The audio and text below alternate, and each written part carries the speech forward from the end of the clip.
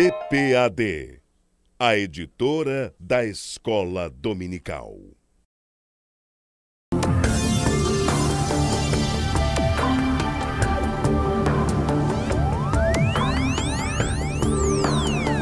Lição 5. A travessia do Mar Vermelho. A paz do Senhor, meu querido professor, a paz do Senhor, minha querida professora, é um prazer estar com você, auxiliando na sua aula, na próxima aula da lição 5, que é o tema A Travessia do Mar Vermelho. Você também que não é professor de escola dominical, mas está nos assistindo para se preparar para assistir a aula, também é um prazer falar também da mesma forma com você. Nesta lição, eu gostaria de destacar dois aspectos que considero muito importantes que não devem deixar de ser abordados pelos professores e professoras aos nossos alunos nessa lição de travessia do Mar Vermelho. Quando a gente recapitula um pouco a história aí de Moisés, nós observamos que ele foi chamado por Deus, Deus o dotou com poder para fazer sinais e prodígios na terra do Egito e em um determinado momento Faraó decide liberar o povo de Israel. Só que quando o povo de Israel está caminhando ali, saindo do Egito, Faraó volta atrás na sua decisão e decide recapturar o povo para que possam ser novamente escravos. E o grande desafio para Moisés, não apenas para Moisés, mas também para o povo de Israel que estava saindo do Egito, era o caminho pelo qual eles iam se dirigir para a liberdade definitiva. Esse caminho, quando nós analisamos o capítulo 14 do livro de Êxodo, nós percebemos que Deus ordena que Moisés leve o povo a um local em que aparentemente não havia possibilidade de um direcionamento mais acertado. Entendem os geógrafos dos tempos bíblicos que o povo de Deus estava cercado de um lado pelo mar, de outro lado pelas montanhas, do outro lado pelo deserto e no outro lado havia Faraó e os seus cavaleiros e os seus carros prontos para combater Israel. O único caminho aparentemente aceitável para que o povo pudesse passar seria o mar. Mas aqui nós temos um grande problema para resolver, porque quando o povo chega àquelas imediações, não há navios e barcos para atravessar o povo de Deus para o outro lado. Afinal de contas, eram milhares e milhares de pessoas. E aí, quando nós nos debatemos com esse assunto, quando conversamos com esse assunto, a gente percebe como Deus, ele de forma sábia, orienta Moisés para que, sob essa orientação divina, Moisés consiga trazer um livramento poderoso para o povo de Israel.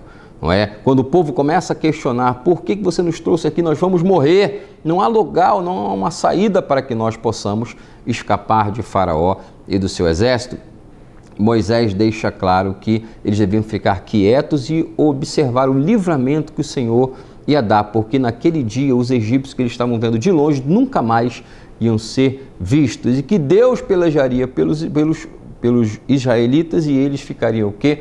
Calados. Com essa observação, o que é que Moisés faz? Deus responde a Moisés, de alguma forma o texto não diz qual foi o clamor de Moisés, mas Deus diz a ele: por que clamas a mim? Diga ao povo de Israel que marche. Mas, calma aí, marche para onde? E aí Deus completa a ordem dizendo: e tu estende a tua vara sobre ali o mar e eu abrirei um caminho. E observe que a Bíblia deixa claro que aquele caminho pelo qual o povo passou pelo Mar Vermelho foi aberto por um vento oriental que soprou durante toda a noite, não é? Geralmente a gente, quando lembra dessa passagem bíblica, vem à mente aquela imagem cinematográfica de Hollywood em que do nada o Mar Vermelho se abre como se nada estivesse acontecendo. Mas a Bíblia deixa claro que esse evento com certeza se deu de noite, não é? Porque a Bíblia diz que passou um vento oriental durante toda aquela noite e quando houve realmente o espaço para que o povo pudesse passar, o povo passou e diz a Bíblia que quando os egípcios intentaram fazer o mesmo, eles foram envolvidos pelo mar que naquele momento estava ali apenas aberto para a passagem dos israelitas. Isso nos mostra também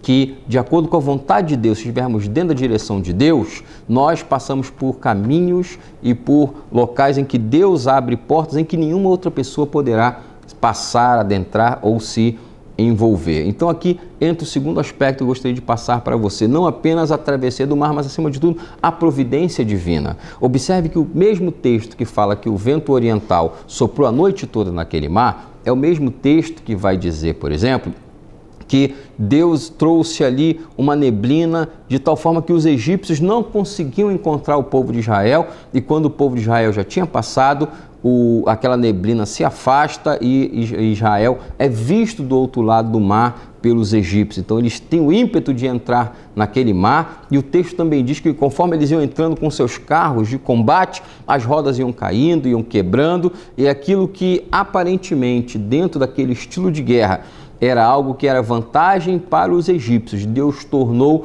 em fraqueza e desvantagem, de forma que eles não conseguiram chegar nem perto do povo de Israel, e o mar também acabou com todos aqueles homens que estavam prontos para destruir o povo de Deus, ou, se possível, reconduzi-los de volta à escravidão. Então observe que Deus, quando chama a cada um de nós, Ele não apenas provê a forma com a qual nós devemos trabalhar, mas também provê o auxílio e a segurança e a proteção que nós necessitamos para que estejamos realmente trabalhando para o Senhor. Imagine só se Faraó conseguisse chegar perto do povo de Israel e trazer alguns israelitas dali, ou metade, ou uma grande parte daquela multidão.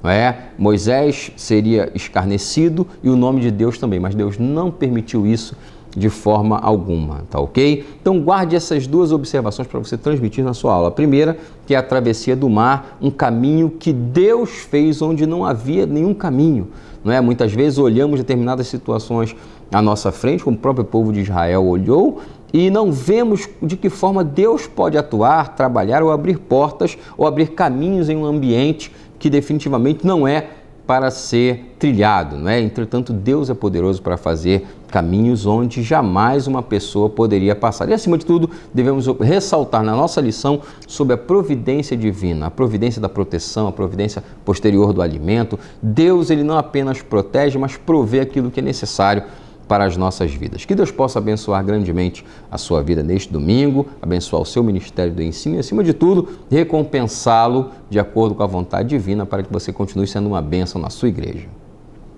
CBAD, a editora da Escola Dominical.